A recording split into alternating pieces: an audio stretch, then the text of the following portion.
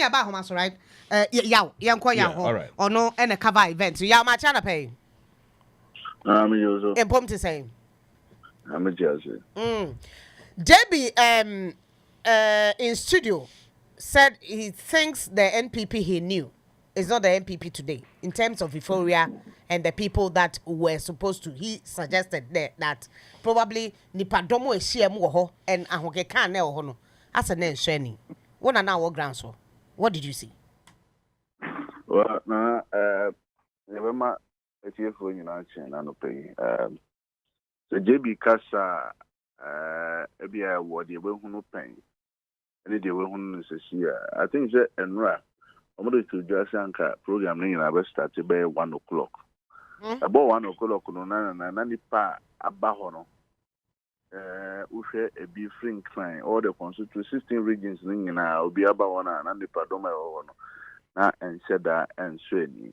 Emma report and I'm a year at that time, ready to just say, now, saying and probably now so upon sorry. Be able more than say you could just our turn idea. And poor and son as sympathizers no more or more to me about the PMO. But as at the time of share program, national now share penalty or more boy and was here. Elconia, as I said, I say I am ma. Now, and I say, would be on GSTS. Now we name park no so because it was a park no in a park a park no so pa park no so papa and cars and park no so pa and we share baby and for no one will expect MPP for by program maybe the whole of Takoradi will be our good park no so sympathizers on to buy from all the quarters of Takoradi no to me every PMO nipa buy mom. Then so say, would you compare the votes, the individual votes MPP for no enya ewo Takoradi compared to for mobile idea, then you will say no. And then from Kakra. Yes, never from. But senior normally say kono never buy na mamika sir. Right. How would you assess or more manifesto no or share manifesto in total?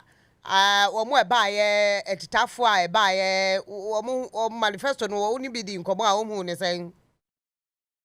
Well, nipa bebra ye ni omudi nkomo a omutumi nya akwanti metumi aka just say bi nso ho omo ba all right but ubiza omo say dia na papa no kan mekan so omo ye party omo support omo answer da aunt but so we do need two form na we di doctor chi achika kra ebra ye yi na wo call UPS no both solution you call ye no UPS no met me 90% of the manifesto or can you know they work can on the both solutions no or the kind to gather that say or tax incentives or the kind can say or scrap it tax or more tax can when you file in idea or scrap it and also a kind of manifesto tax amnesty.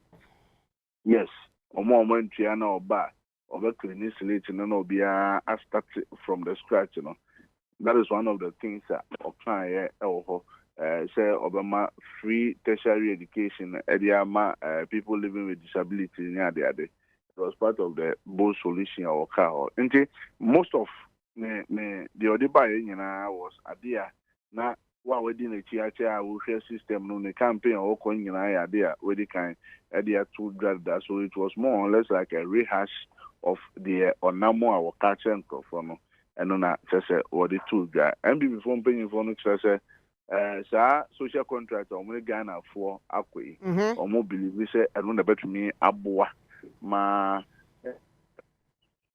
Ghana for to me idea to no matter Obama no believe we say manifesto and a big Ghana ever come kind where they can so we train 1 million youth in ICT near the adina and from the youth side only say youth no and a dorsal in our voters register now okay say who say there's unemployment what can say obeshe na youth no what me for no he talks about industrialization say factories be so the be as I'm ebuni ebetumi ayeduma but aside that digitization we're expanding na Kodana as a Mabunu Juma Ediaye.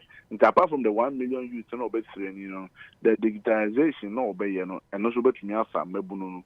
I'm a Mabunu so to me and Juma Ayo. Enti Osha Takoradi.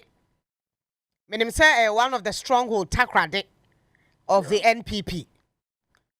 Na omwankasa minim after the manifesto mo kan wie ye wo ne Takoradi for ni bi ti memfo e wo ho no ukọ ho memene da omo woko mo ye ene ade o hwe omo party niema ahodo a omo de posti miambia ahodo a o hwe Takoradi for nankasa